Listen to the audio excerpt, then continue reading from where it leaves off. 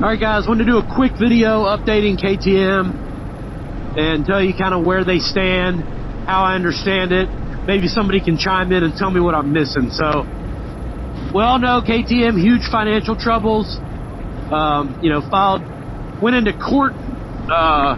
court-administered bankruptcy back in the fall. I guess they hired Citigroup to help them through all that. And, they basically have been trying to get a plan together to their creditors. And their creditors kind of had to agree on this, right? And I guess the way it ended up, they're paying their creditors 30%. And there was a lot of rumors as to how they were going to pay their creditors, even that 30%. And come up with money to restructure. So apparently there's been an injection of capital somewhere, but the creditors approved of the repayment plan as of a few days ago. They're going to get 30% of their money by May 23rd.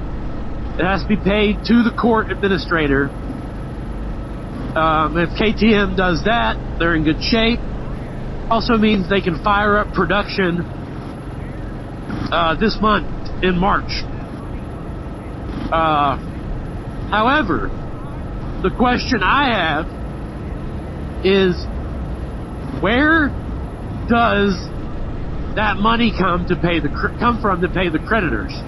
It's 550 million euros.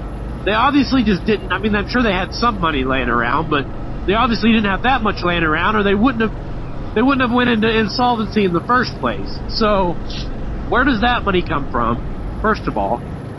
Second of all, it's supposed to cost them, at least 50 million just to get production up and running again.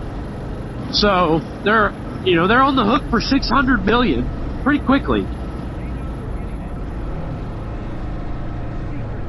7 Mile Ridge. So, where's the money come from? Apparently, they know they're getting it, and it's a secret investor. Now, there's rumors that Bajaj put up some money. I don't know how you say their name, but it's the Indian manufacturer that makes the 390s, that they put up some money. And, yeah, that might be the case, but if they did put up that money, I don't think what a lot of people are realizing is that's going to give them more shares. They're not going to put up that money unless they get more ownership in return for it. And being as they already have 49.9% ownership already, this would give them enough ownership to effectively make it a Indian company. What would that mean? It means that without a doubt, maybe not off the bat, but without a doubt at some point, production would be moving from Manninghofen, Austria to India. Purely as a business decision, the cost cutting, it's a no-brainer. Another theory is that this 550 million is coming from BMW, that they're this secret investor. BMW would make sense.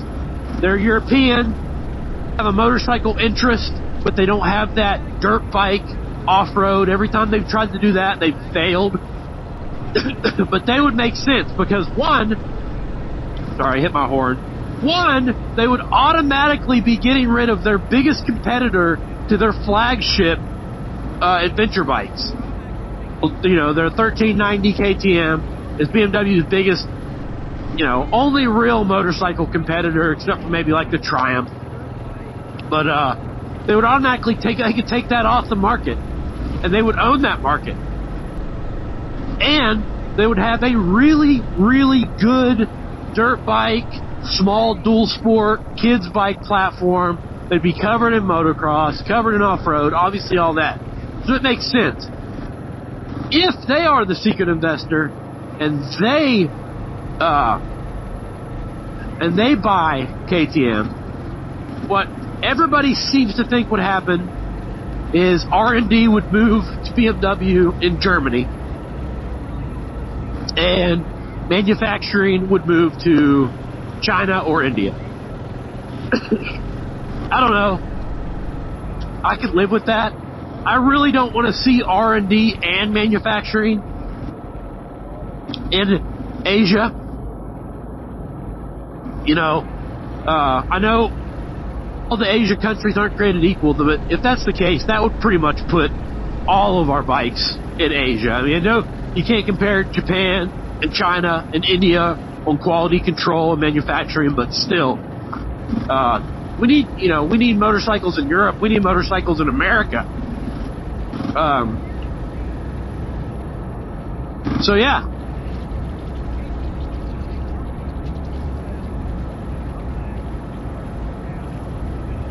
What was weird for me is immediately after this, KTM puts out a marketing video that says the comeback starts now, and it shows a couple guys riding Dukes at the factory in Mattinghofen, and a bunch of the KTM people are yelling and screaming like it's coming back and all that. But it's like,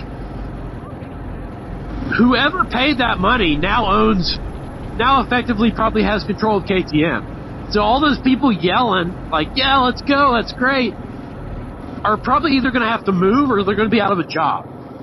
It didn't make much sense for me, but I do appreciate the transparency from KTM marketing. If I'm KTM marketing, I wouldn't even have addressed what was going on.